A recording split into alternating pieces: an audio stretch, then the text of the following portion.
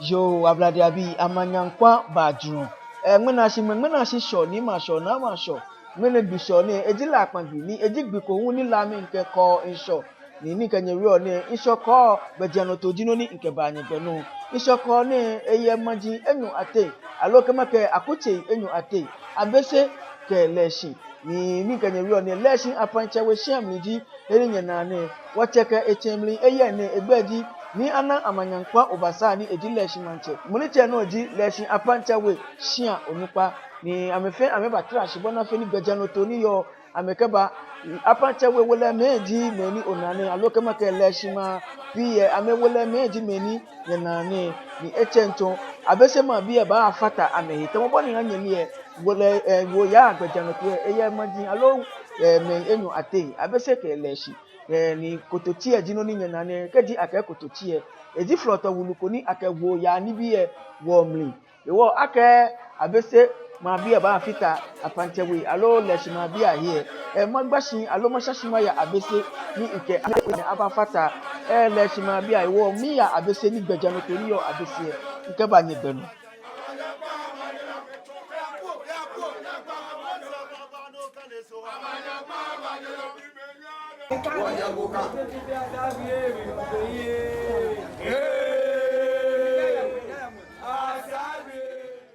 yo wablade abi imba poye woleche awe ni jantoni ya baya no ye abesi ke jeme gbejano to ehun aba wo bia ni wo ba hye bia ni pepepe wona ke asafo ewu asafo lala ni amela wonya wakọ abo ni jeme gbejano to etele ke amela awon ba hye po kusumi ni yo fe mu aba fe ke woleme ke wolache ameto srene keti apanchewe alo leshi akutu emri bona fe gbejano to anye aye emu ewonya wakọ boni no hukile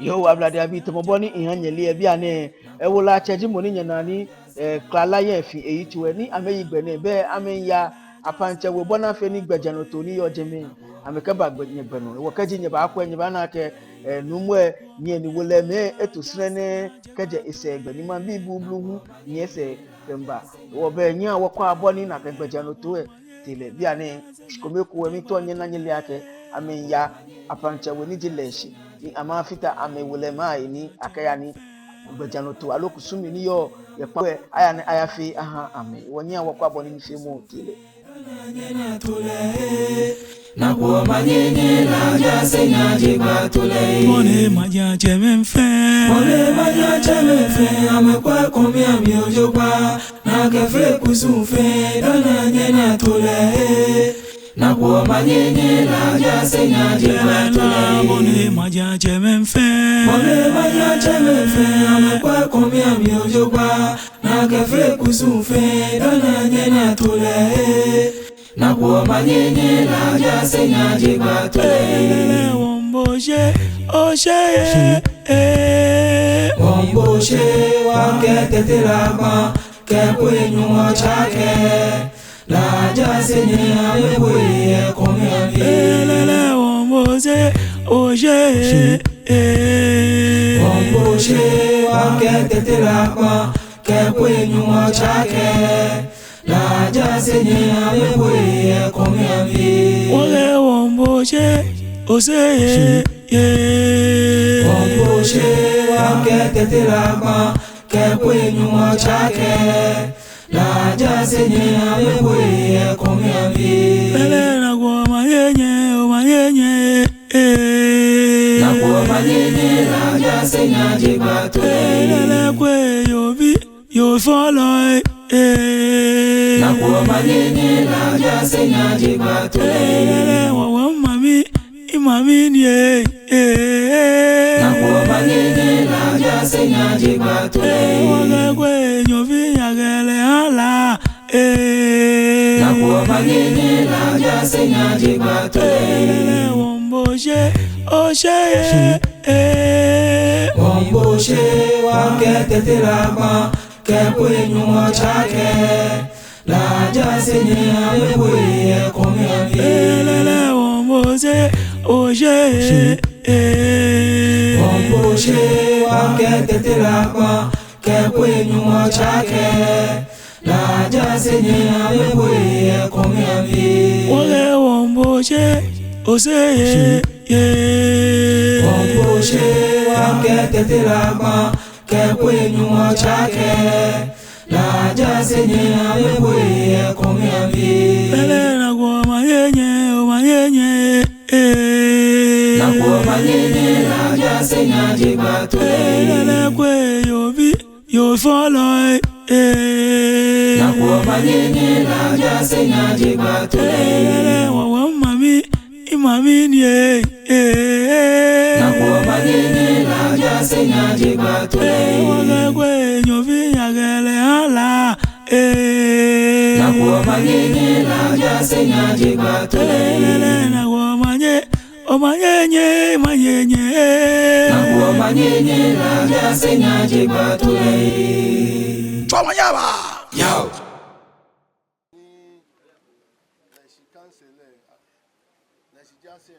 yo ablade abibe abashe leshi ni gbejano tohun ni oje me akababa ni gbeno wo be biani wolache ke ewule me bashe leshi elujinu ni yenani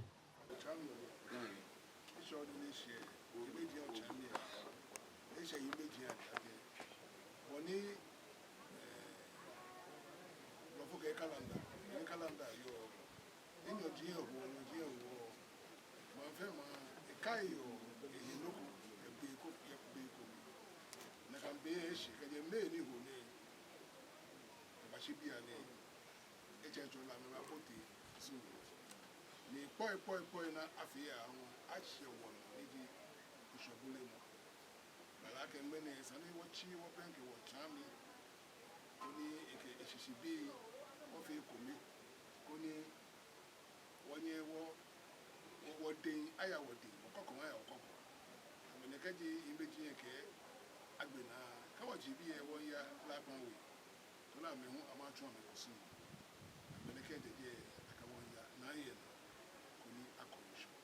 wa ababi fiu ni wani eshe ago chame kanyeme amen nime cheme ya waname fiu ni wala cheme bike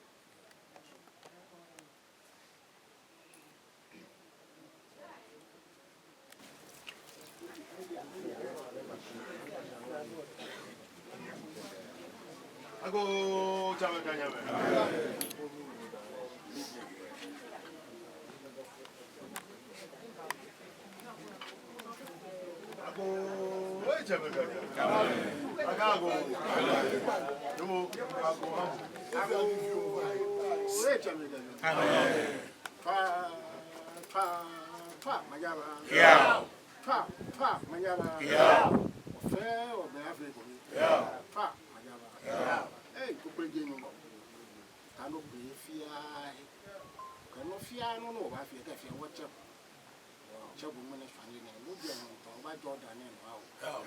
no fear no no ba fe na yomania o obi bo ne e to gode njo bi Yesu Kristo la le amen amen ago amen what am so say go shi bi fu na le bo no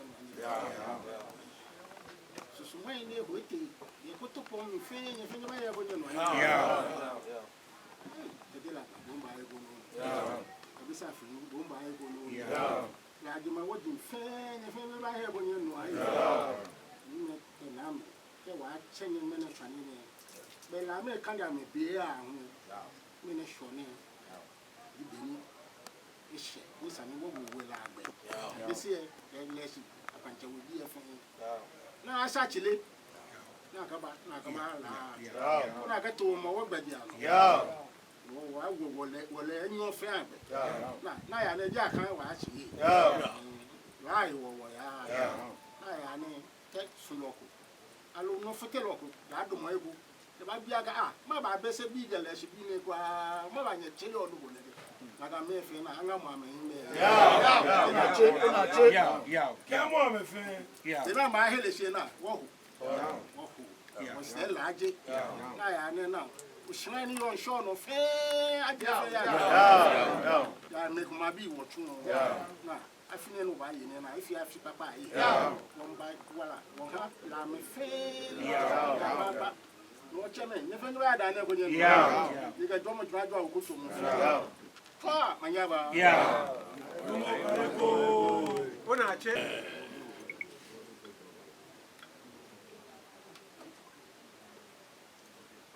ago wecha bekanya amen ago no mo mbu ago habo ago o me kata amen tuli ago ba ke sasi afi ajo afani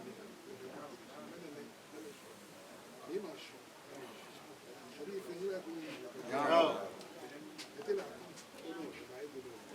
abisa fe ba eko yoko ba eko o seku ba eko ebisa ba eko sabi bo ba eko ni semba ekonomi dobo no ni nesa abraham bo ba ekonomi ayo bo ba ekonomi eshi ba ekonomi male bo ba ekonomi ke me ni wo che ni wa na wo ke ni wo che ke ni wo che e ben ba kunyo mo ne ke do mo do ake ti ke bi ni o preji alo ma wo efi mo bo e yo ya ke shi ko ko no fe no ni aka ke e te shi to na chon ya bi me anyo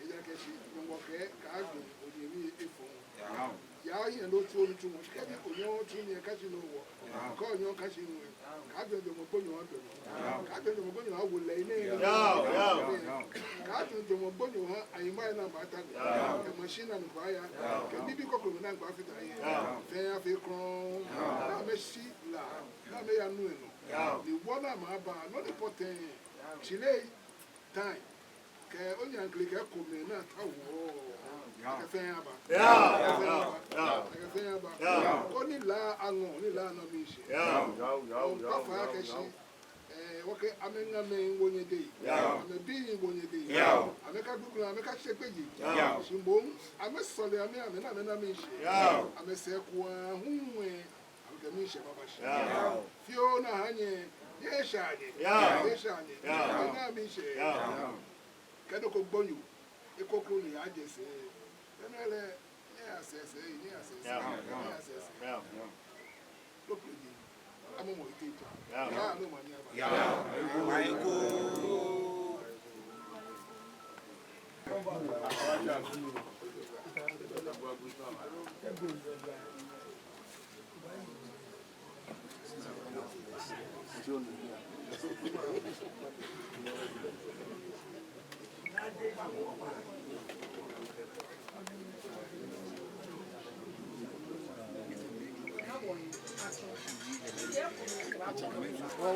la chano du ni abo yi je ke wule ni ba ko so bi da do ti wule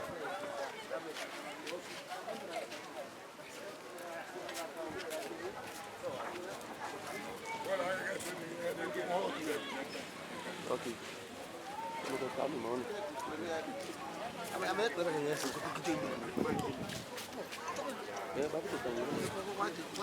amen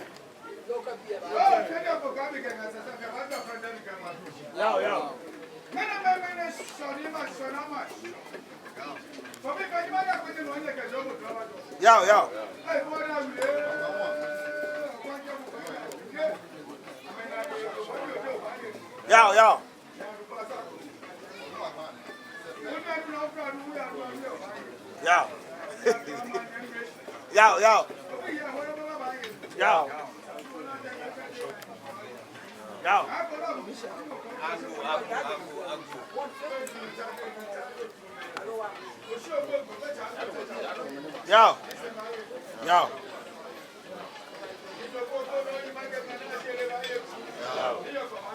Yo. Ini what's my bag? Yo. Yo. Yo. Yo.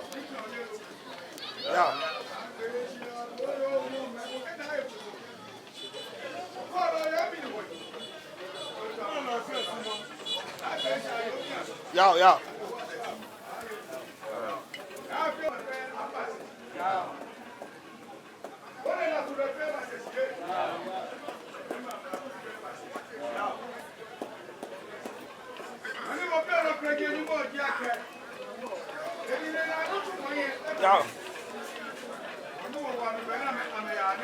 Yo, yo.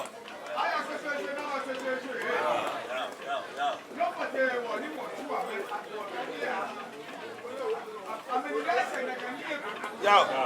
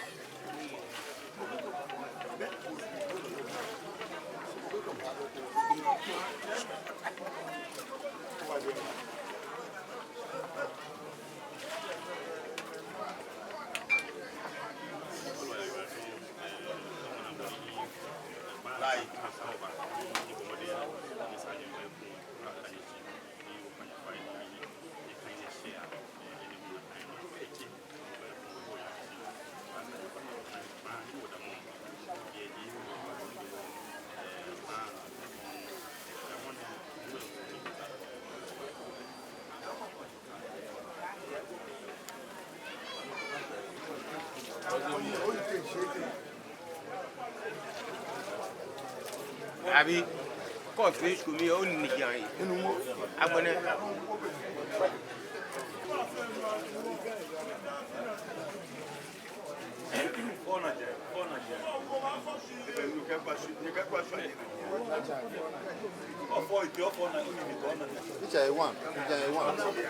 Phone yan.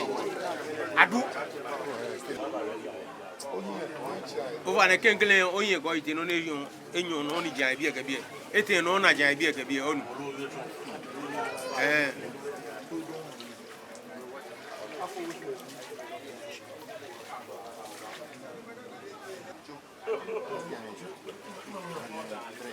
ni sani chonle na ni chonle ye gbe no di lo nu eju ame to fi mene ti ha jan che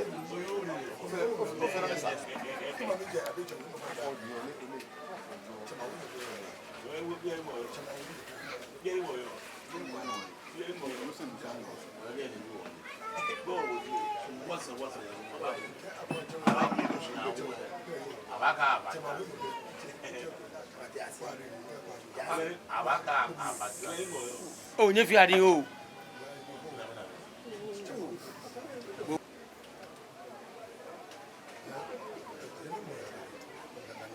abekunu emo e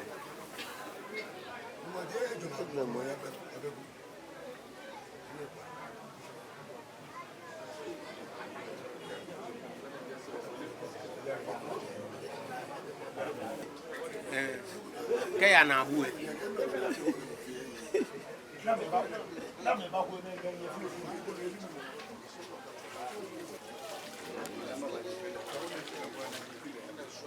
ni baada ona ni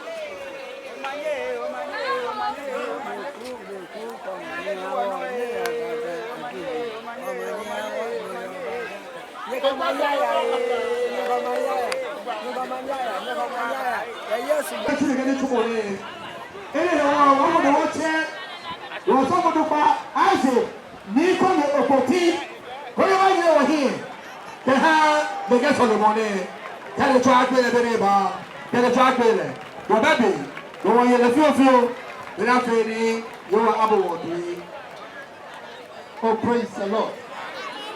Hallelujah. Takaponi yelo ebie. Ofite ebie. Senior one no la me tell la me. Oh, you want to Lord the Lord. Oh, my.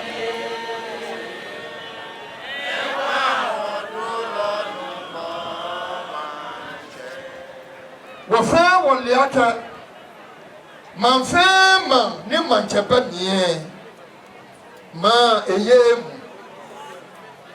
ne taa ka bɔ ne aweɛ saa ka wɔ na mankyɛ ne maa hedɔlɛ baaka etui no mankyɛ ne baaboa mɛnya na ne tɛ jɔlɛ kɛ hedɔlɛ baaba ne maa afa enade kɛ yahe ne nɛkɛ mankyɛ ne kɛgye aka wɔka wɔ baagye helo na ne wɔka woɛ eya yɛn emu kɛgye akɛgye ho anyimɔ bɛmi wɔakpa yi ho anyimɔ fae kɔni taa ka bɔ ne wɔ na ɛkpɛ yɛ bia ne yehowa ni mo de nche akpola majiache menye meni ba ya piami na ma ke amenfa manche ni mo hu akudo ko ni manche ni abagole manche afi mo ni eche emu ye ni mo gbe ye se mo ro otrome yindi no bocha awulo mo agbene wo amla kuye ameba sheshi wolele hu eba sheshi amenye ametele amekutochie ni amekuba akonsho Deputy Secretary Michael Ayikwe Mesa, organizer Mr. Kenneth Ayinaba, Nia Shto Alhaji Salim Sowa, member Charles Aja Johnson, member Madame Suzy Adaisai, member Agbeni mede no chumoni atwo ebia ne Nshobule moni me ni ewo enyomo feji Bethel Logistics. Now what try to awami? Bethel Logistics. You are JC, pricing manager, Mr. Lawrence Ofosu, business development officer. Yeah, Mr. Gerald Ofoli. You know fe eba sheshi. O echencho. Ame kusuna abacho ame fe abacho. Eve ame kete ame konsho. Ka ame konsho to wonu wani e. Wo ba fe ne kumplo no ambabani ame ba pleki. Oh, and was Obani was of a time in tomorrow. oh hallelujah mo ní kẹ́mi lè hàn ní ẹ̀hẹ́ ló kò yẹ dé ní wọ́n lè kẹ́ gbẹ̀fà ní wọ́n bá bí yẹ wọ́n wà kò ní hàn wọ́n kọ́ mi tẹ̀sí. lọ́dún bá gba aṣọ yẹ̀wò yóò bọ̀ mí náà bú àná yẹ̀wò ẹ̀wọ̀n gbọ́dọ̀ fa yín náà bẹ̀ gbọ́dọ̀ ẹ̀wọ̀n lè fẹ́ ẹ̀wọ̀n lè ní ká bẹ̀ bá gbà náà lọ́wọ́ àmì fẹ́ ní fẹ́ ní kí àmì gbọ́dọ̀ náà wọ́n kẹ́ sí náà wọ́n kẹ́ yẹ tiẹ̀ bọ̀ wọ́n kẹ́ kọ́ fún wọn náà wọ́n kẹ́ yẹ sùn bọ́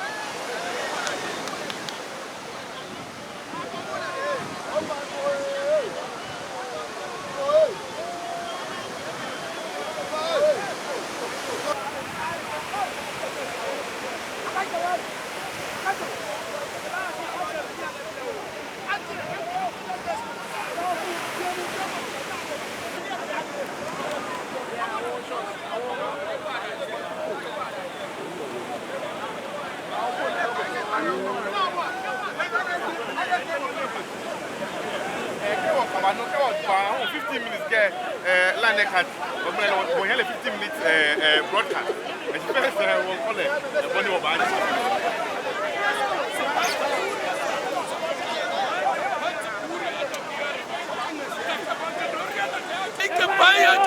Baika Doria na makuta. Nina makuta. Aika Buria. Maika.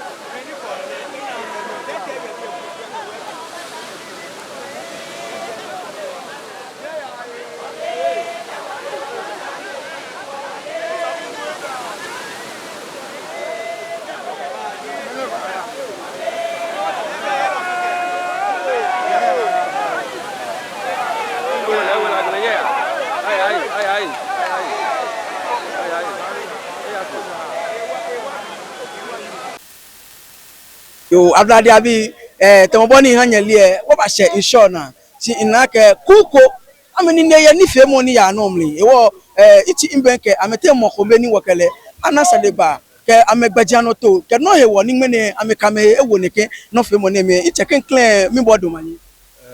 Let's speak English. Eke enu se mami wie mo wo ba chake wie mo. Okay, ke ba nya wie gan sibe e ba futu le fiofio. E wo first of all I greet you. I respond. Okay, so please first your name. My name is Lawrence. Yes, I work with Better Logistics and Shipment Company. Okay, so if I may ask, who is Better Logistics? Okay, so Better Logistics is a freight forwarding company. We do logistics like shipping.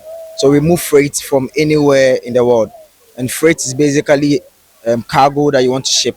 So we do both sea and then air. Yeah. Okay, magbula min kuku eke amenichumo no nji amesho nibi niji lele ni nyo inu hie loji amenuchumo shi ke manyan we mo no te ebaleten ni mene nyekenye he wo ne ke no fe mo nem. Like Omowo is a festival ni mo fiamosmo. Omowo e forwa. Ika oba Omowo na ke dan na nyojibo. So we decided that this year we want to sponsor this particular event. Koni won work our effort back be ni everything will go on successfully and help the Ghana community as well. Yes. Okay, so then it means you are the proud sponsor for this particular program. Yes. Wanyeme twake afine ni femo ameji meni amebo henyomo nikeji nke amebo henyomo ameji meni ame sponsor de keni femo ne ewo efe no yo ya beni same mane ameke ameyi boy ahwe panu wana fekeji oto amesegbe oni ne anye ashame no tomoboni ihamambi ile keji mambi tu onye teba vitamin ni ba hyenyemo. Okay, so Better Logistics for head office Betlock Tower Chado. We have another branch at Airport Cargo Door, another branch at Tema TDC building there. So we are basically everywhere. We have another branch at Takrade and then Kumasi. Yo ni keje no se me negbe ni keji atawonye aba nanye. Or just go to Yagogo, type Better Logistics or website Baba. You get every information there. On Instagram too, we are there, Better Logistics. Yeah, Facebook, everywhere. Ameka me social media pagien fe no Better Logistics keji ote oni ne ba hye ameno ale no your numbers are your numbers there. Yeah, our numbers are on the platform, so you get them. I don't have them off head because there are a lot. So, but you can go to the platform. I'm sure you get some. Yo baby agye no waka wanyemie sane baba wa ekekeji ote ame ewemo kpoku e no oba na no fe no kra no tawo no na eje me ame yi boy la wunjole je me keji oto ni o hye no ko keje manse keji oni de shame no akani bi e ba ha bo hwehwehwe ni onan na agba Better Logistics mi ka bo eku akeshi ame ji meni ame bo nwene 2025 ishoko ye la ame ji meni ame bo enyomo ake ama fe nu hie ni tumo ewo ame ka me ba fatai wana fe ni fe mu ayo mande wo ba ya nu enye ni waka no ni ya no ya nu enye hu abanye gbenu nye twani omanye ablawo.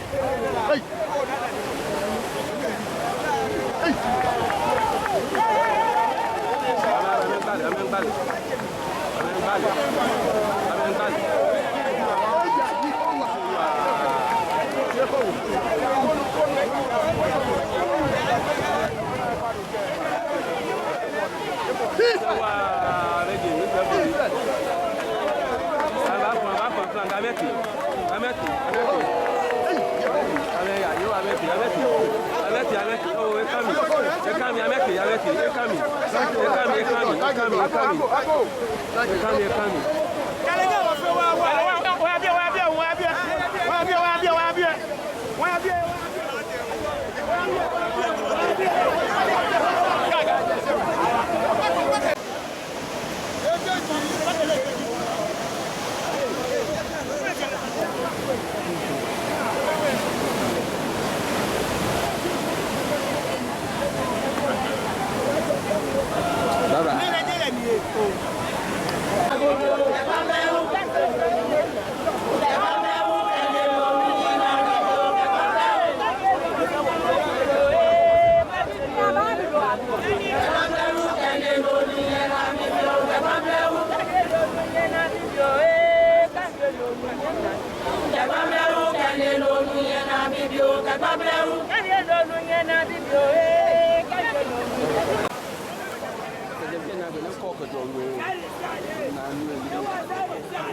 No, Imbo.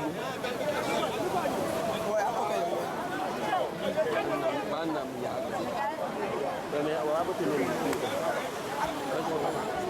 Ina kwa kama kumalele no keke shani ka wu. Akaka kwa ni ta ka. Ise ko ba to sali. Ta mana ka kwa kuna fi. E ga shami. E ga shami ti ni. Ye ba ye ga tu. Ni ga wo ni. Na kwa manye nwa. Jabe da wo ni. Ya kwa sese je. No na me ya na me kai. Ami no de da. Family le. Quality Ame kai, ame habu. Wo ba de ni da. No, ame small ma wo. Wo ba de ni da. Germany tie mo. Germany. Singlet ye. Achose ni. Daga no ni. La bi papa de na kai. Le hala ta le gbomo ni da. Ame ba je da. Ame ba je da kenyo cha be cha me. Duro da da ji. Duro da da ji. Kenyo cha be cha me sama me. Ona ta me ye kata je. Ka ba kwa gwa me je me.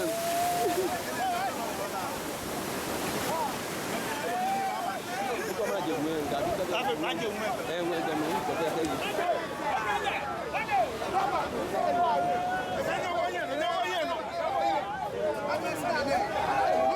A confiar. Suave.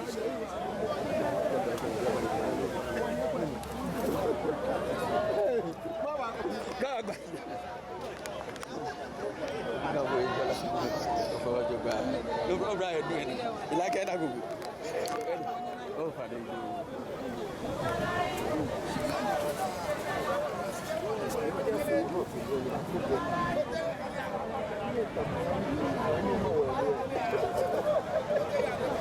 Quand je vois la loi là, c'est une question. Oui. Avec Denis Piana, il fait la main. Non, avec la Piana, ça doit être une bonne pour nous tailler. Organisation non de côté. Organisation non de côté.